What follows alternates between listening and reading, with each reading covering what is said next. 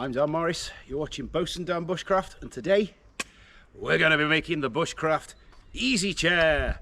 If you've watched my other stuff, you'll see a while ago I made a Bushcraft chair that turned out to be more like a Bushcraft park bench. I could have probably fit 3 people on it. So today I'm going to make a smaller, much easier version of that, more temporary, that you can do on the fly when you just need a good sit down. But before I get to that, I am, as always, planning on having a good Bushcraft cookout. I'm going to give myself a Bushcraft lunchtime barbecue, get some holly jolly steaks on the go. So of course, I'm going to fire. And I've managed to find somebody else's half-burned fire pit lying around. So instead of making an extra fire stain on the ground, I am just going to repurpose that for my own needs. Because why not?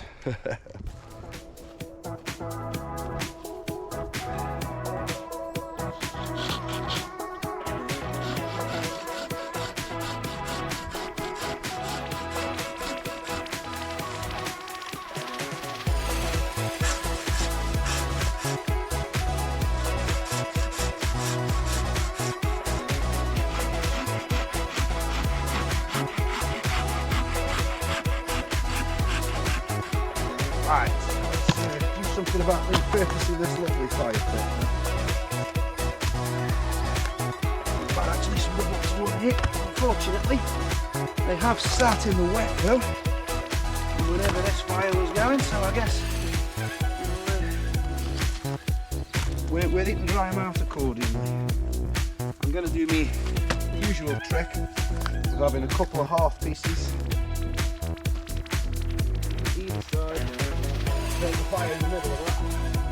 Hopefully once it's dry, it should be good as gold.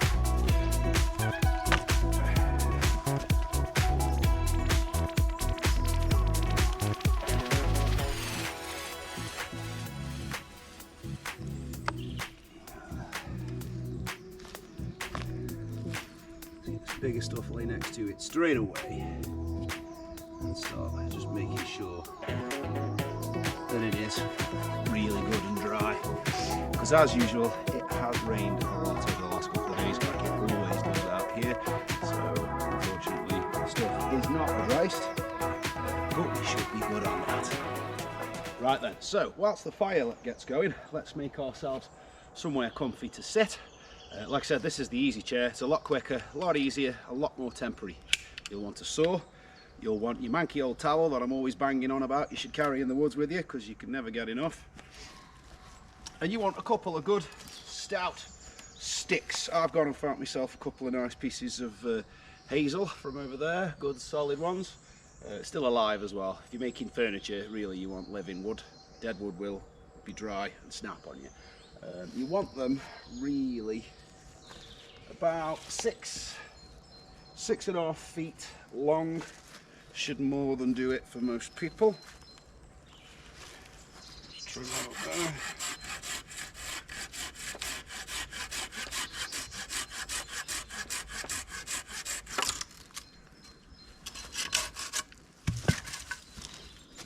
Where's my other one? Use this other one as a measure.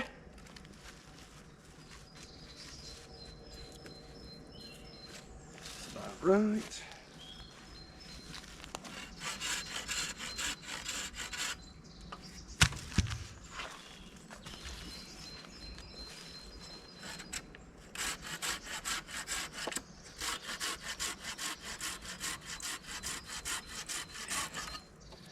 I think that fire might require a bit of dragon breath at the moment. Right, so once you've cut them to the sort of length you need, we're going to tie this top end together with a bit of the old tarred bank line. Let's see if I can find the end.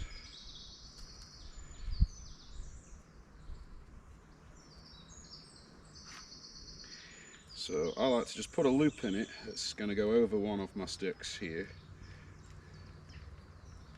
and leave a good sized tassel hanging off the bottom of it, and that'll come in later on for the actual knot that's going to finish it off. So again with this, just like when we did the A-frame to the other chair, doesn't need to be anything particularly fancy. It's just got to hold them together. So splay them out a little. And what I'm going to do is sneak in between there and back up through here. I would do if I hadn't got my hand knotted in it. There we are. That'll make a nice solid affixing. Like I say, just a couple of times. You don't need to go particularly mad because, well, you'll see in a minute, it's just not how the weight's going to be held. Anyway, that's enough of that. Let's get that tied off. As always, never enough arms.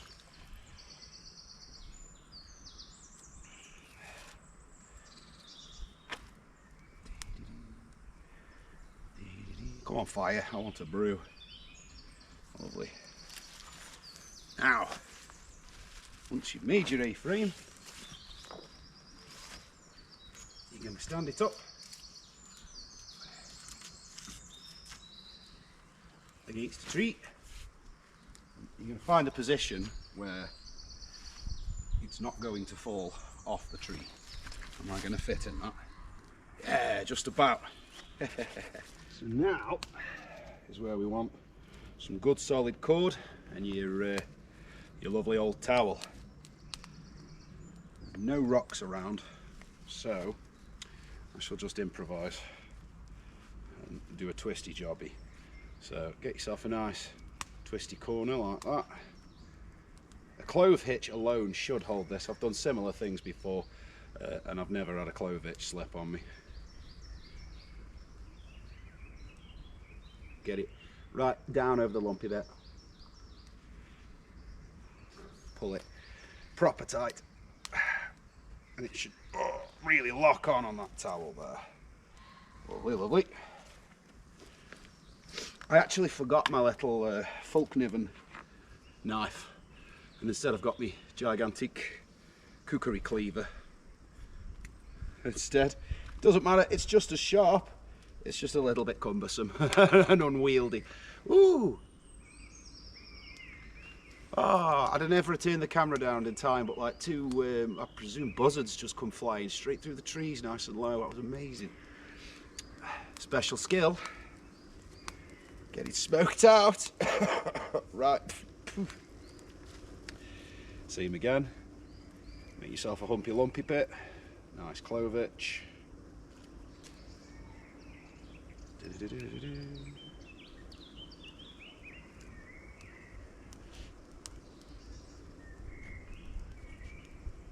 Tighten it up proper behind your ump and then see if it'll pull off. Nah, I shouldn't do, that's reasonably good. Take the old massive cleaver. Yeah. Have to be very careful with that because it's so big and unruly. Right then, shift that paracord for the moment. Whereabouts do I want my bum? Probably here. Take a side. Have a look at that. That's probably about right. I'll go a little higher anyway because I know it's inevitably going to sag a little bit.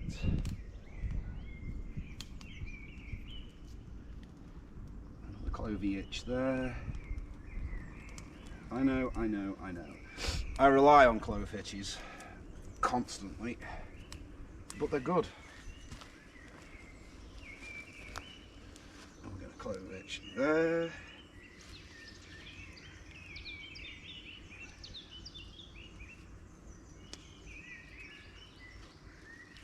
Majestic. And the good bit is, if this goes sloppy and slack on you, you can stretch it again just by knocking your legs back out a bit. Not really an issue. So that clove hitch is going to twist. They both will to an extent.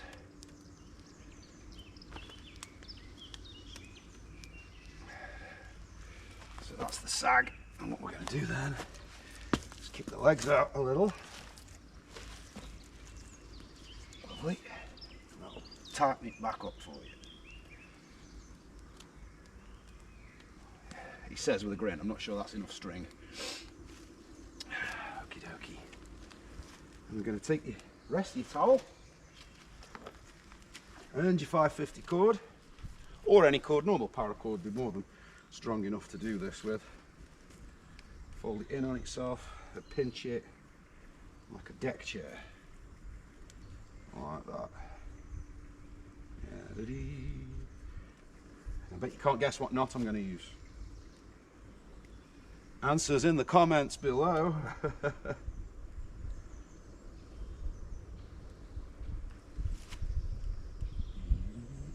could do a better job than that.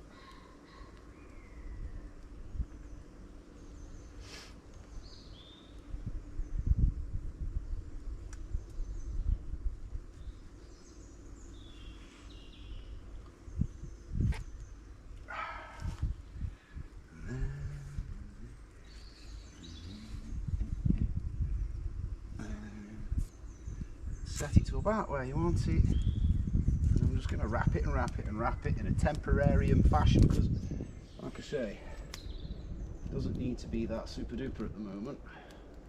It is only a temporary gig.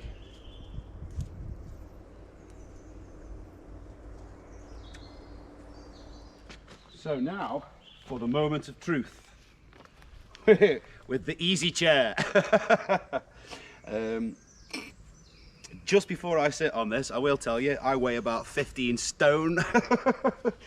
So if it falls to the deck, I have every faith in it. I have every faith in this paracord and the clove hitches. I'm going to sit down nice and gentle though. Oh, putting a lot of faith in this towel. Oh, actually, if the smoke could go away. Oh. That ain't bad. That ain't bad. The easy chair. Let's just test the strength. I'm gonna lift my legs up. You ready?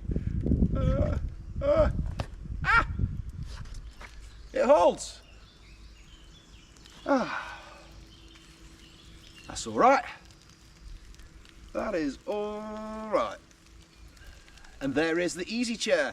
It doesn't take long. It's a lot quicker than making it with all the other method and all that. And you're only using 2 sticks. And your actual deck cherry part and all of that is completely reusable. You can just take your towel with you and do it again. Another good thing, I apologise for all this sniffing and coughing I keep doing. I've still got the back end of that 2-month cold that I've had. It's driving me mad. It is finally clearing now, but it's about as practical as this gets. For a chair, you take your towel and your string with you, and you can always take one of your sticks with you too, use it as a walking stick, and then you've only got to cut one when you get to your new location. It's just a lot quicker, a lot easier. I've got somewhere I can sit down, and the best part of it is it's adjustable. If you want it to recline more, you just adjust your frame, take it forward. If it starts getting saggy, you just widen your A-frame at the bottom, and that makes it nice and simple, nice and easy. It's, like I say, you can mess with it as much as you want, but that, oh, is delicious. I'll recline it later when I'm dining, but for now, what I need to do is make a cutting board for when I cook my dinner later on, because it looks like the fire is definitely going to be coming to life. So let's go and make myself a nice little cutting board for in a bit. Quite happy with that as a chair, actually. Might not look like much, but it sure does the job. Sure does the job. And there's the fire slowly steaming into life. Delicious. I'm gonna have to pile that other wood around it, make sure that's dry as well, because it was a dead tree, but it's a bit soggy. Well, it suddenly turned into a wet day in Balamory, and I didn't plan for this. Now usually I have a basher or an umbrella, but today, nope, not a bit of it.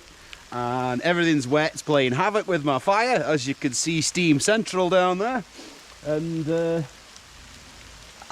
one good thing is with the easy chair, you don't have to let your chair get wet. What I'm going to do, hold it up, stash it nice and close to this tree, and use this slight bit of natural shelter there. Not a lot else I can do today. I should have brought a brolly or something. The good news is it's not actually really strictly speaking rain, it's more like hail. So, you know, we'll see how this pans out.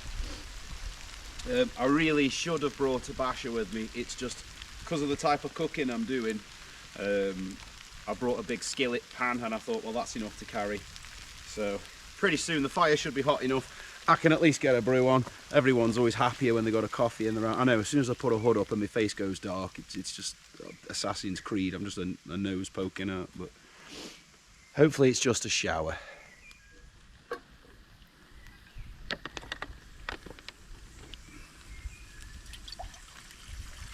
Might as well get a coffee on while we're getting soggy.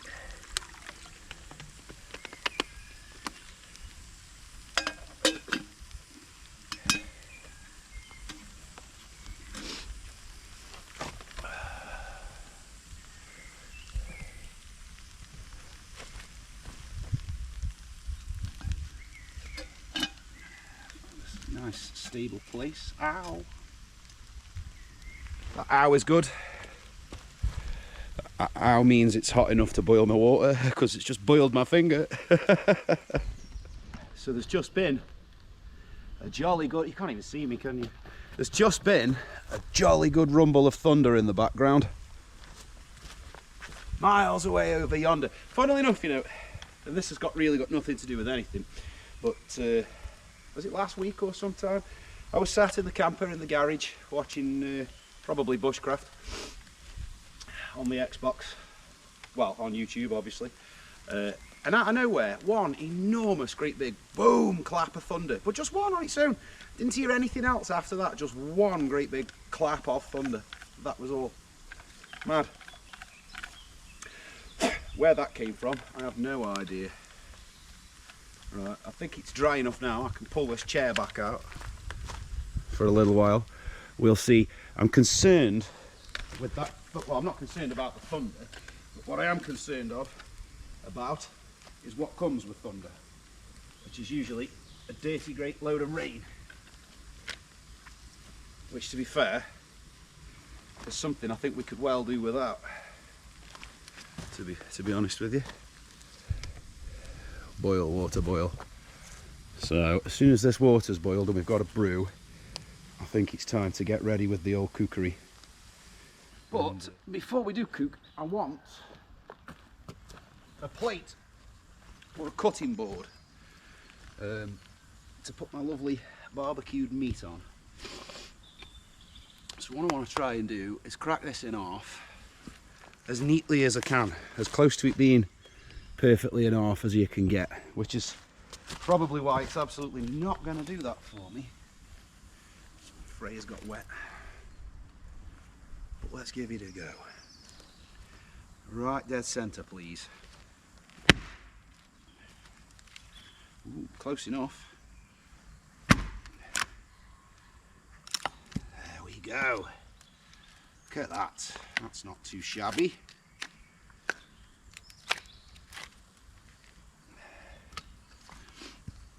Now, tidy it up a bit.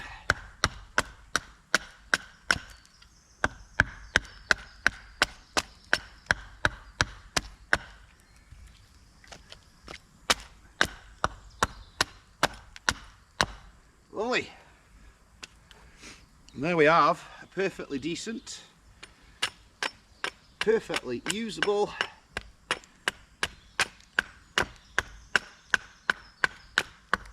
dining plate, cutting board,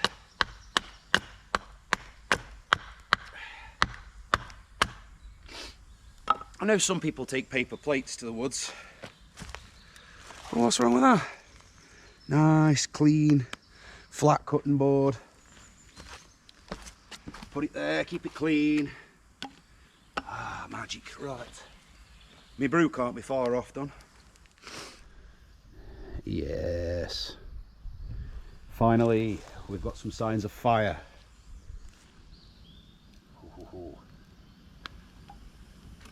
Haha. I do that every time and then I say, oh, it's hot. Yeah, of course it's hot, you muppet.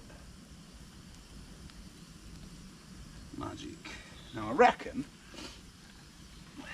what I can do here Move it. Way too much wood as usual. Where's one of my flat pieces?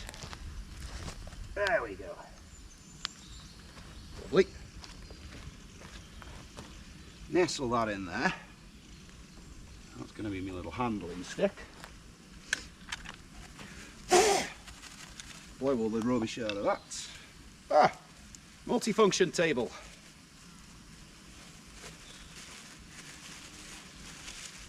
Today I don't think I've actually got a spoon. We'll guesstimate. Lovely.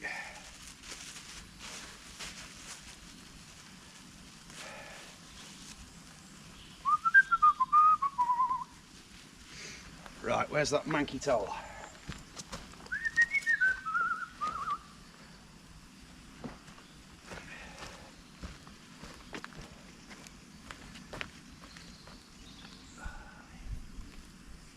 Lovely, lovely.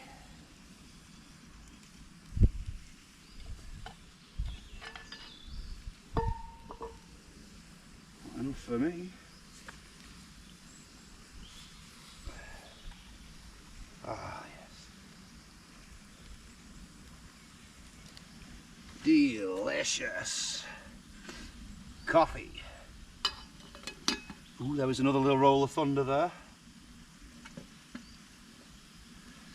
Lovely, lovely.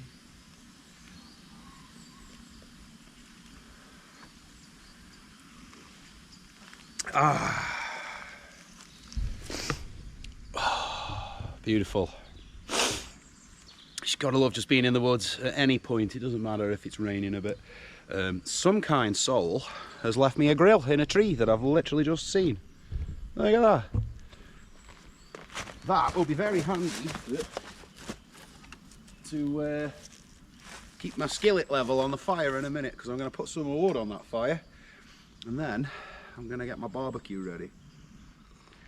Right guys, so for any of you that have never used one of these, an iron skillet before, I can strongly recommend them. Wonderful things, last forever,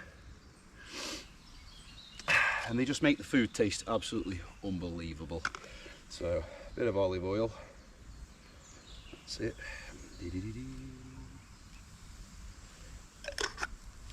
As always, wood oboe. Season the pan as much as we're going to season the meat.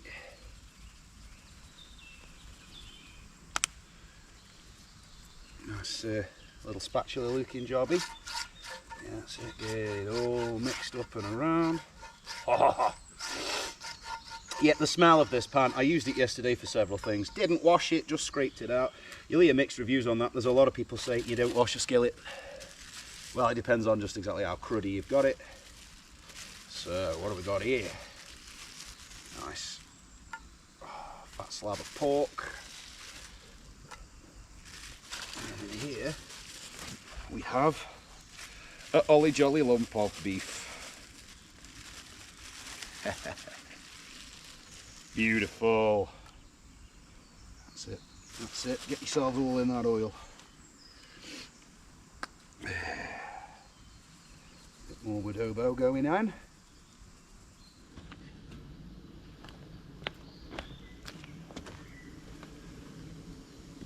Yes. Beautiful. Sit there and it'll smoke itself for me as well. That's if you can even see, because obviously there's smoky all over the camera. Oh, that's what it's all about. Well, it would be, but you can't see a thing. Let me move you a bit. There we are. Oh, that's the stuff. Oh, listen to that noise. Made myself a quick Bushcraft spatula. It's just $59.99 on bosundanbushcraft.com.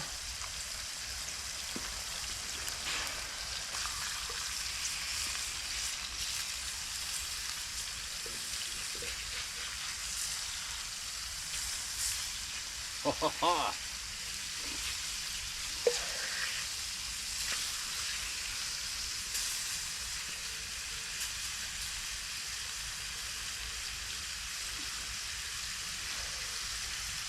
Now you'd think the handle of this skillet would be about 1,000 degrees and melt into my hand, but it actually takes longer than you think to get that hot.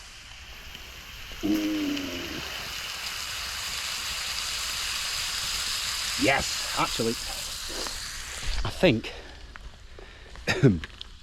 what we need is a touch more of the wooded beardman's special formula here. Yes.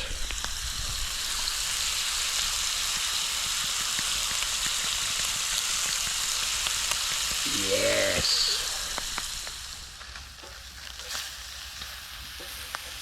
This one over here hogging all the oil.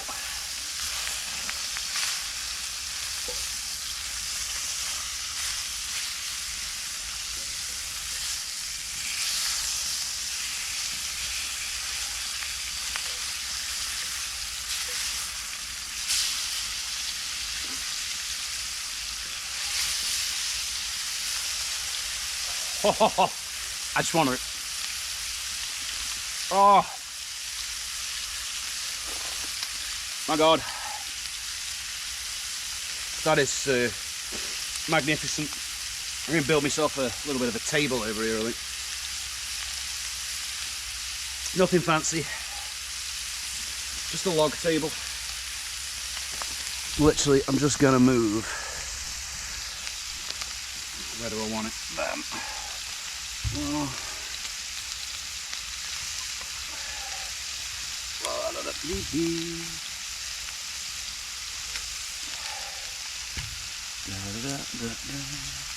Get out of there, you beggar. Like that.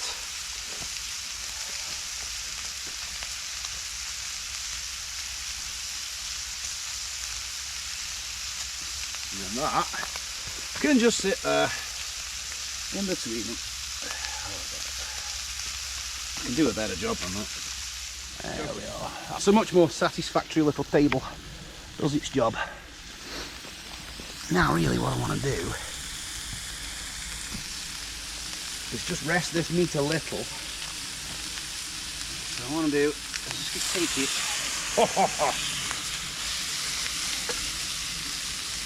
Take it away from the main heat for a second while I get myself organised. Let's get another brew going for Dindins. Woohoo! Delicious! Oh, that's looking good. More adobo. I know, I've got a bit of a adobo addiction, can't help myself.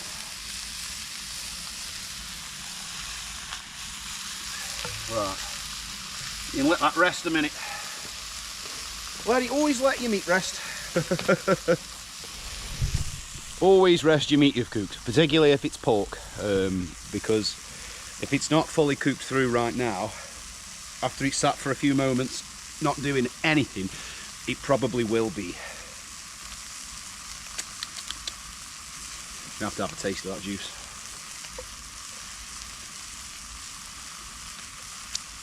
Oh, my word. This is the life. I'm so buying my own damn woodland and living like this every day. Oh. Right.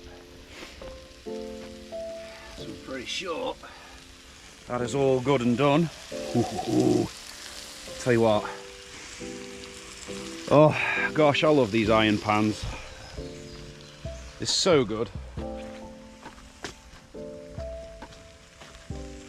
The handle has now got hot. Obviously it will. Magic.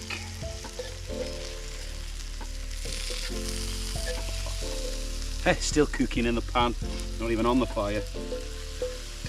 Alright, put it onto me a little tabley bit to rest it.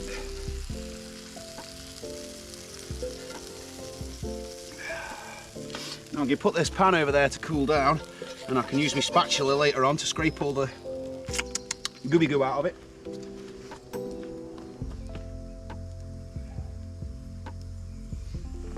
Magic! Sorry, I just left you there staring at a pile of steak.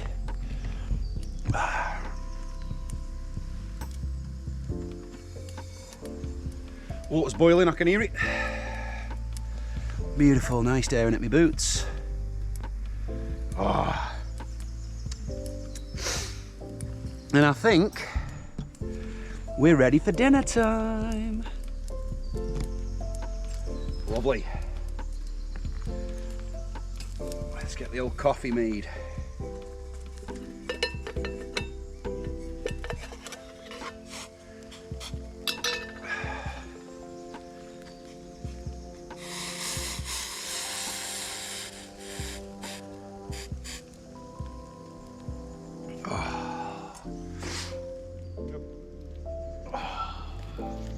Oh. Dinner time. No.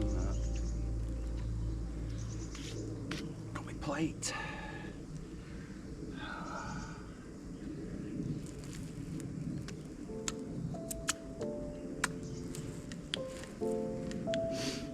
There's my giant dining knife.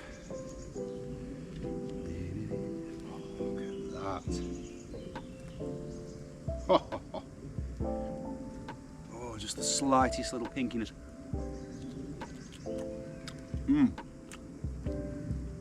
Oh yeah.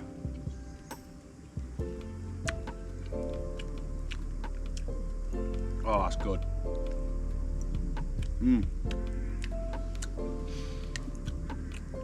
Oh.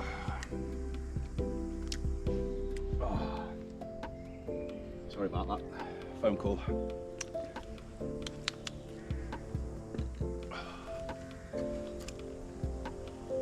Oh, yeah. Oh, that's the spirit.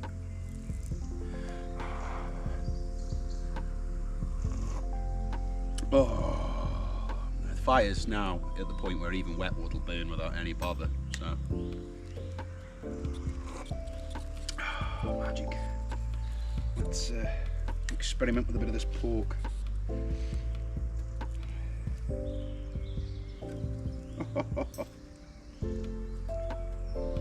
This thing is so sharp.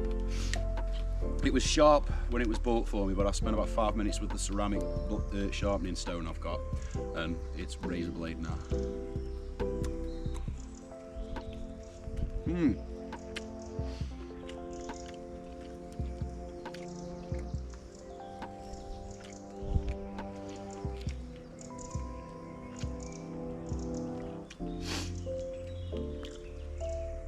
The easy chair.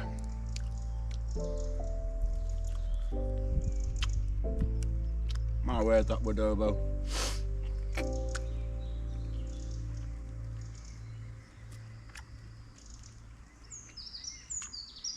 Of course, the thing with the easy chair, oh crap. The thing with the easy chair is, it's so quick and easy to make.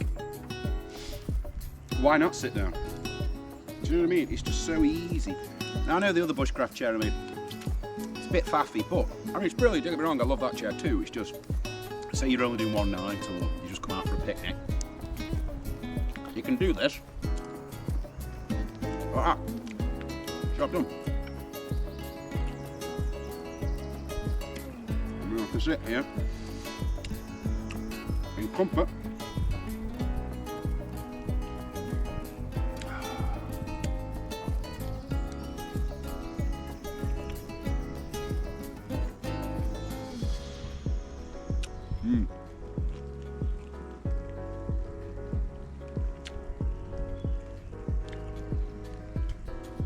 And once I've finished stuffing my face, I'm going to show you a lovely little slingshot that I purchased the other day. Beautiful thing it is. I got it from Amazon. That reminds me actually. I can never say Amazon without thinking of a guy I used to work with. His name's Mark Fox, and he's proper bushcraft guy. He does bushcraft instructional courses. He's got his own business. I believe it's Peak District Survival School. Foxy, if you see this, always in my mind for Bushcraft, mate, and I'll tell you, any time he used to come into work and he'd ordered something from Amazon, he would always make the same joke. This has come all the way from the Amazon, this has, and it's just popped in my head. Yeah. That guy, for me, with Bushcraft, is up there. There's Ray Mears, and then there's Mark Fox. I learnt a lot from him in the time I worked with him. Good lad. If you ever get a chance to go on one of his survival courses or something like that, it's really worth doing. You will learn a heck of a lot.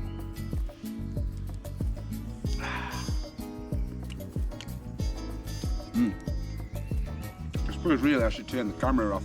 I don't know how much you guys want to sit and watch me eat with what is basically a parang.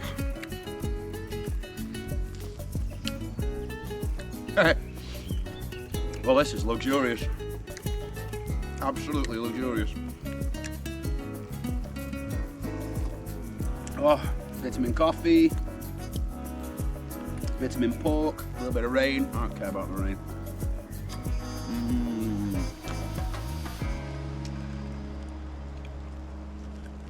Look at that, you don't even need to saw it, you just press it and it's gone. Oh.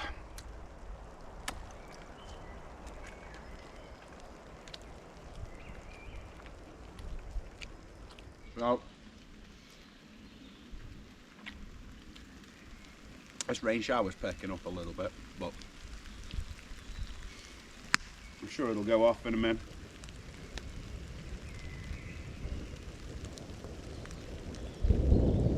Ooh, maybe not.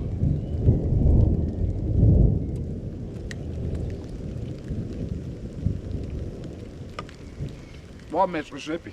2 Mississippi. I know I didn't see the flash. Oh.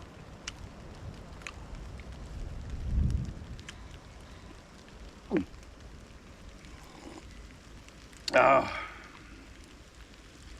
Be right. Only a bit of thunder, ain't it? Thunderbolts and lightning, very, very frightening. Me Galileo.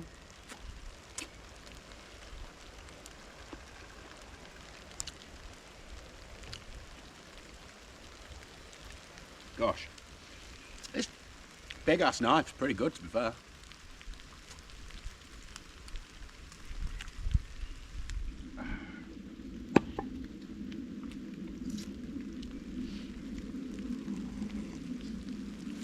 Oh, okay, it's just a bit much, but oh, it's good. I suppose really I better wash up. Done.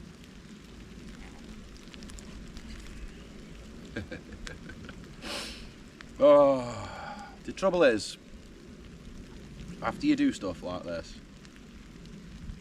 you get really sad when you think to yourself,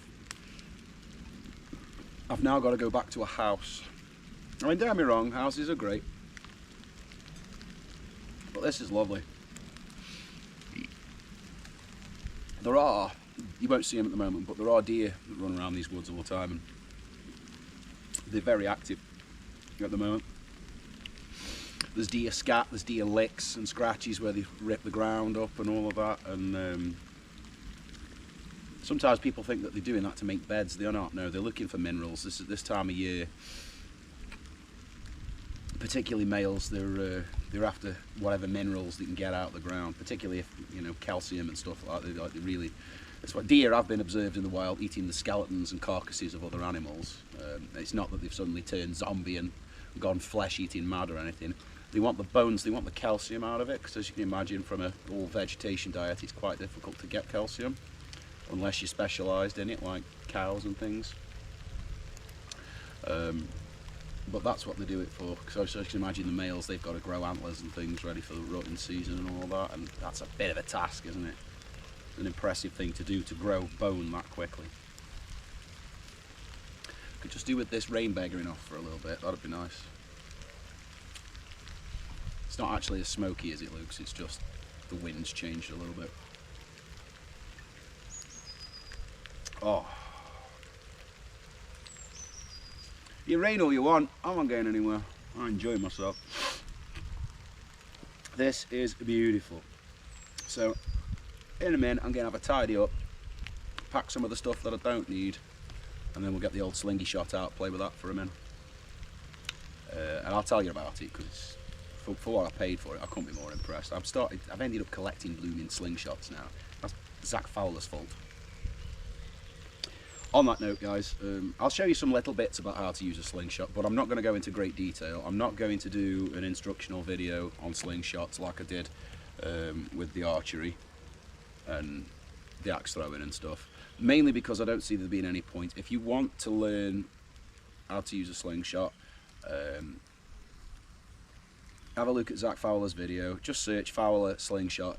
Zach's got a brilliant instructional video up that goes into massive detail, far more detail than I would ever be able to go into on the slingshot. And I'll be absolutely totally honest, I've been shooting slingshot for quite a few years. I have never been as good with it as I have after watching that video that Zach put up. So personally, I don't think there's any point me making an instructional video. I will just refer you, if you want to watch one, go straight over and watch Zach Fowler. Go and look at that. It's a really good comprehensive video, and that is pretty much the little bits that I will show you. That's where I picked them up. So I won't lie, I'm not going to plagiarise somebody else's work either, because, you know, that's not right. And I'll always tell you if it's somebody else's idea. This, I don't even know where I've seen this. What I do know is I should have cut that side a little longer, because I can see it is slipping a bit now, but it's easy enough to fix. Oh no. Well, I suppose really I'd better get up and do something. I've been sat in that chair for about an hour, just enjoying my lunch break. Let's clean up a bit. I will give this a proper clean and an oil when I get home. Great though, first time I've actually used it. Fantastic. I could see it being handy on like a couple of day camp when I've got a lot of cooking to do. Don't know if I'd carry it out every time, because it's quite big, but saying that, it would make one hell of a weapon for like debowing and general woodwork as well. It's not just for cooking. I mean, I could see that being quite a handy little parang. It is like a razor blade though, so care must be used. Right, better get them tidy up so we can move onwards with the day. Save me brew cup, because I'm going to have another brew in a minute. In fact, on that note, let's get the fire built up, get this wet wood steaming out, and then we can get a brew on, can't we? There's my spatula.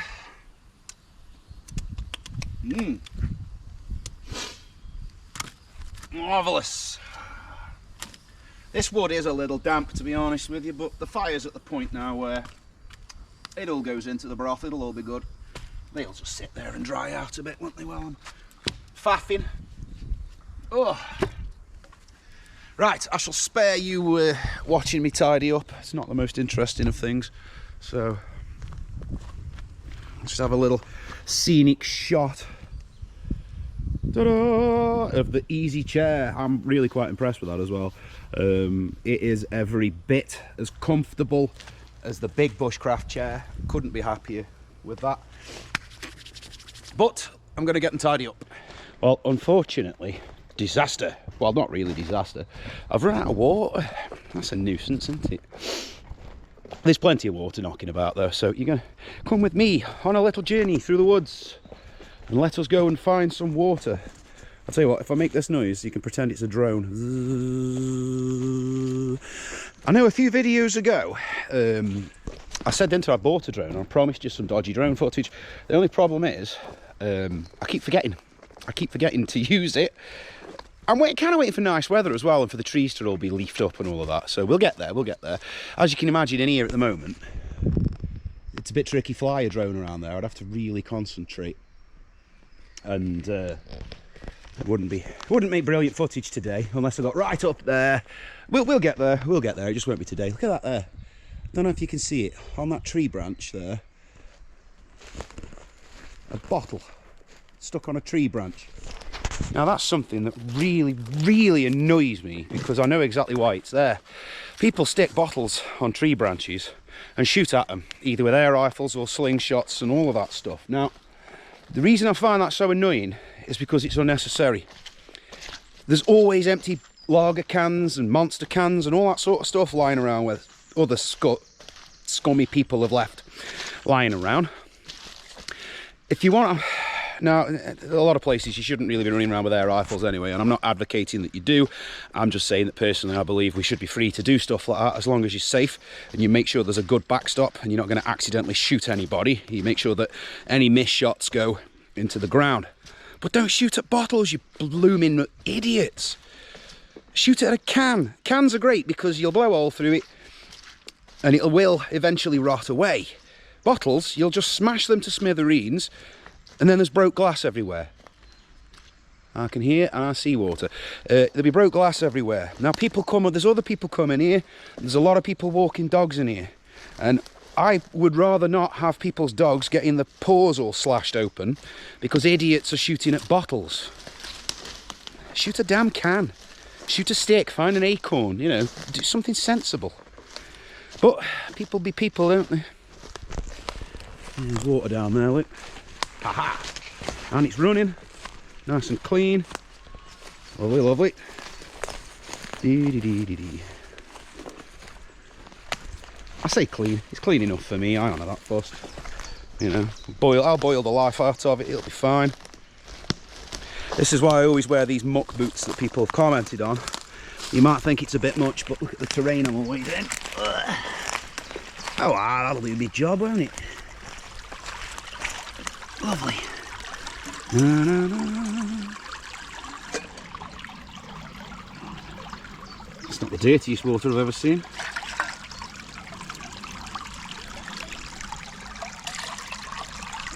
I'll fill it right up because I'll probably throw half of it all over the woodland.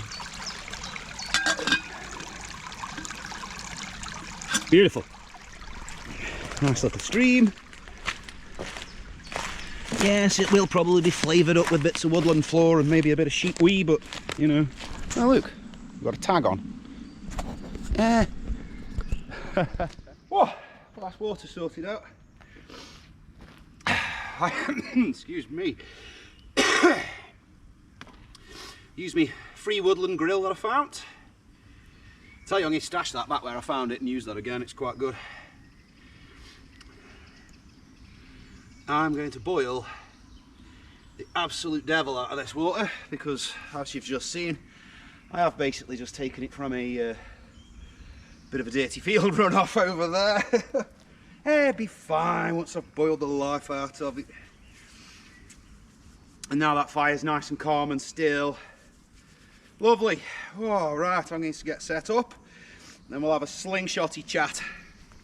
Right then, folks, let's talk slingshots for a moment. So, I got this little beast from Amazon, all the way from the Amazon. If you're watching, Foxy, shout out there. I paid about 12 quid for it. It came without these bands, but you can get these again from Amazon. Set of 10, set me back like 10 quid. It's stainless steel, solid as a rock, very nice construction. It's got the whole sighting systems going on. I won't lie, I'll tell you right now, any sighting system on a slingshot is there for reference. You will always be compensating one way or another. The chances of you ever fiddling around with it and getting it to the point where that dot actually represents bang on target is going to be almost never. But it is helpful, it is a reference, and I'll explain that in just a little while. But for less than 30 quid, I got a nice little bundle. It is stainless steel, so it's solid. It's going to last a heck of a long time. I've recently, getting smoked out again. Right, let's get away from that smoke for a minute. I've recently started using these flat bands. A lot of my other slingshots actually have the tubular bands on it. Now, a lot of people say that the flat bands are more accurate. I don't know about that, to be honest with you. I have played around with them quite a bit with both types, the tubey bands, the flat bands and everything. I have to say, I personally don't think there is much difference whatsoever, and I'm sure people will disagree with that, but that's, you know, that's up to them. I don't think there's much difference. One difference there is one set of your tubular bands will set you back about 10 quid. You can get 10 sets of them for the same price. Whether or not they're more accurate or not, I don't know. They certainly are cheaper. There's no doubt about it for me. Another thing, ammo. Now, we all like the little steel ball bearings that you can get in bags of God only knows what for a certain fee. Cheapest thing though I have found, ceramic balls. These are baking beads. I found these in one of your pound shop type places and they were about £2 for a tub full of about 500. They're a lot lighter than your steel balls. They fly a bit faster, but for practice, they're brilliant, they're cheap. Doesn't matter when you lose them, you're not going to bother. The ceramic, they're pretty much harmless when they're left lay around the woodland floor. You're not like firing lumps of lead around. They're not going to do any harm to anything. They're just a cheap, lightweight ammo, and always keep a pocket full of them. Nice and simple. So as I said, I'm not going to do a full-on instructional video about slingshots. I will just give you a few pointers though, because we've been through that. Now, I think one of the biggest mistakes people make, or two of the biggest mistakes, is how you hold your slingshot and how you hold your ammo. And the temptation for most people is to hold your ammo like that and to hold your slingshot like that. It doesn't work. It really doesn't. I have met people that can do it that. It doesn't work. For me personally, never. Get your slingshot on your side. Think of the top and bottom yoke as like a bow. So you want it that way up. Finger and thumb on the yokes, because what is crucial with a slingshot is, are you leaning in or are you leaning out? Are you pushing out or are you pulling in? All of that, you need to be as level as you can through the actual body of the slingshot. Any twist and movement like that is going to affect it. When you're aiming, you can see whether you're twisted that way or that way, because just like when we spoke about the bow and lining the string with the arrow, with this, you can line your two bands up together so that they look like they're just one band. Now notice what I'm doing at my face. I am using my thumb, tip of my thumb, in the very corner of my lips again, just like with the bow, but obviously with the bow we use his index finger. With the slingshot, pinch the ammo between that finger and your thumb like that, and then the tip of that thumb goes there. You might want to go from your eye, you might want to go from your chip, blah blah, don't care. It's the same principle as with the bow though. What you need is consistency. You need to be putting it the same spot every single time. It's the only way you're ever gonna get accurate, okay? Once you've got yourself all locked in, let me get rid of this ball a minute, what you're using to aim is your top yoke or your top band, okay? That's what these little sighting things are all about.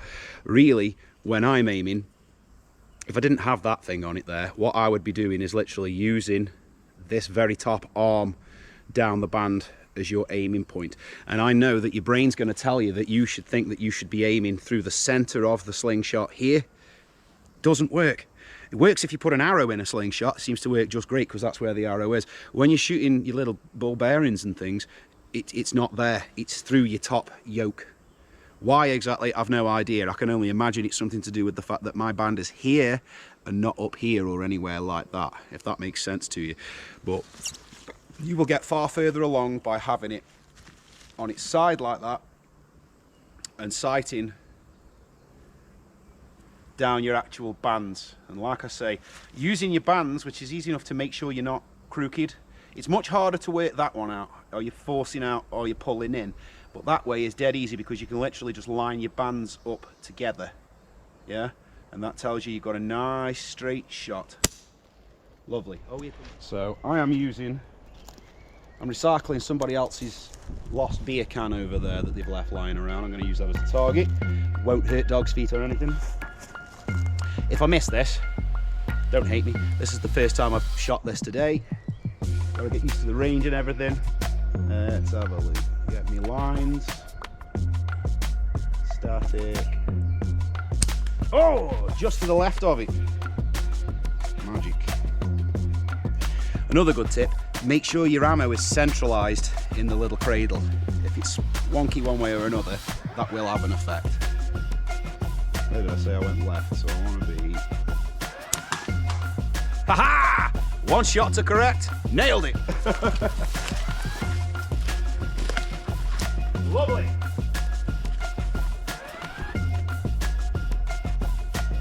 Set my lines up.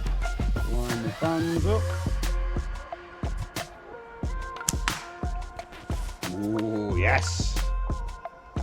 I love this. For what I paid for it, I love this little thing. It's cute, it's easy to carry. it looks cool as well. Not that that's super relevant, but it's nice. Try again, line the bands. Oh, a little high. Now, as it says in that video I watched from Mr. Fowler, after a while of really practicing with proper aiming, you will get to the point where you're pretty much aiming on reflex, so you're not really sighting, you're not staring down it, you just know where to put it. Same as archery. Oh! Wind's blowing me can off. I've spotted the one there. Yes! Got him.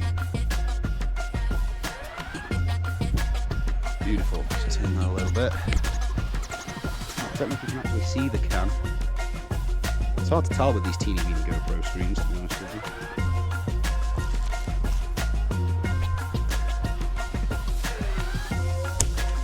I mean, I have to say, this little sight thing on it is pretty accurate. I have fiddled with it. You can adjust it. It doesn't have to stay in one place. You can adjust it, move it about. But it's not bad. It's pretty accurate, really, for me. Oh, just chiseled around the side of him. You soon get used to it, and I've not been, like I say, I've been shooting slingshot for years, but it's only recently that I've started to become any good. Thanks to Mr. Fowler's video. Thank you, Zach. It's good. That's a good solid shot. One more, and then I'll stop because it's just going to fill the video up with me faffing with a slingshot, but it's fun.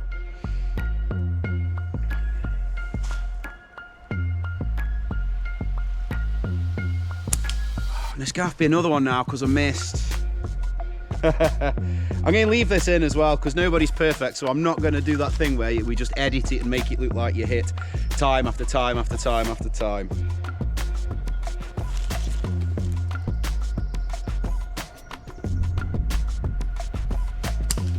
Missed again. For God's sake. This one might get edited.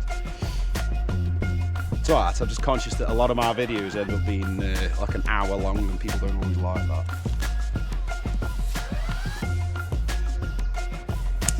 Yes! You can stop now. Just while I think of it as well, a handy thing about the Easy Chair itself is it would make a brilliant slingshot target for you, especially if you are using the more expensive ammo. You can get titanium and all that sort of stuff for ammo. If you are and you want to save it, the Easy Chair is good. Why? I hear you ask. Well, let's put the Easy Chair in shot. So what I'm going to do, you could obviously stick a target on there for yourself, but what I'm going to do is I'm going to shoot into the cloth of the Easy Chair. Put a couple in there just for a shiggle. Right, now come with me. And what do we have? Underneath the coffee cup, my ammo! So if you were using expensive ammo, your Easy Chair itself makes a fantastic collector target, and all your little balls will just be in the bottom of there for you, and you won't have a problem. You won't be losing it all over the woods. So, you know, multifunction chair, it's more than just to stick your backside in. But that's as far as I'm going to go on the slingshot instructionally. Like I said, if you want to know more, watch Zach Fowler's slingshot video. He does a much better job of me, but those are some basics that will get you going with it. And to be honest with you, the information of have it on its side and aim down the top yoke will get you further than any other information. So don't be doing it the Bart Simpson way, where it's that way. You get the thing over and sight it down the band and the lead yoke. Well, here's a problem I'd forgotten, I didn't think about. Unfortunately, I have, used my half a manky towel to wrap Freya up and put her in my bag. Oh, this has got a name as well. Introduced you today to Loki. I'll have to bring Freya's sisters out at some point. She's identical, it's just she's a touch longer. Anyway, I have got rid of my bit of towel into my bag, so unfortunately I am going to have to get somewhere where I'm not being smoked to death. Lovely, lovely. You're going to have to find some other creative way of handling this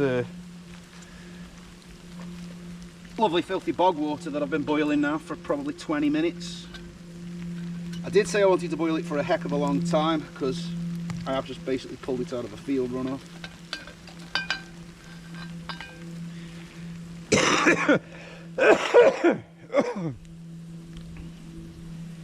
Move to avoid the smoke. What happens? The smoke moves to find me. Right, let's see if we can't get creative.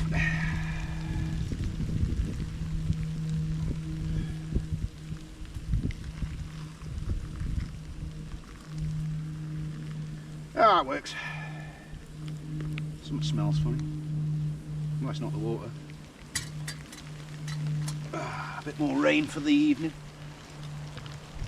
We don't need that. Yeah. Bit of a coffee film on it, but we'll just blow it off, it'll be right. How close to the camera do I want to be? Hot. It tastes like coffee. So I suppose really I'd better have a nice little last chill out in my easy chair, drink my coffee in peace, and then really wrap it up for this one today. I don't think we really need to do any more. Shame. Been a lot of fun actually, I've really enjoyed it. As usual, what you don't see, what you guys don't see, because it doesn't make the edit, because there's no point, there's all the challenges that go into every day when you come out bushcrafting. There's always a bit of a challenge happens, no matter what that is, whether it's can't find a dry standing tree, or the weather keeps playing tricks on you, or the smoke keeps blowing in your face for no reason. You always get those challenges. Excuse me. It's more so when you're filming as well. And that's just because filming adds that extra level of effort into it, and thought, and moving about with stuff. But you always push through it, and it always ends up being a thoroughly good time, and you never want to leave. But I've got to, because I'm going to have to dry all this electric kit out, and camera cases and all of that. And Freya herself, can't leave her wet. And I guess Loki as well, can't leave that soaking wet. No. I've said before, in a pinch, if you've got equipment like mine, like Freya, that's nice and shiny and you don't want it to rust and you're going to be out for a couple of days, if you haven't got anything to clean it with, just cut a bit of fat off whatever you're cooking, rub that on the blade. That fat will keep it waterproof, that'll keep it good, stop it rusting. Anyway guys, I think that's as much as we need today. So as always guys, get yourselves out there, get bushcrafting. Let's be able to see my face and not just the nose poking out of a hood. Get yourselves out there, get bushcrafting, get having fun, be safe. Especially if you're playing with big shiny things like Loki down there. Be safe, get making yourselves easy chairs. Everywhere you go, throw yourself an easy chair up. Especially if you're fishing by a river, find a tree, chuck an easy chair up, make life nice.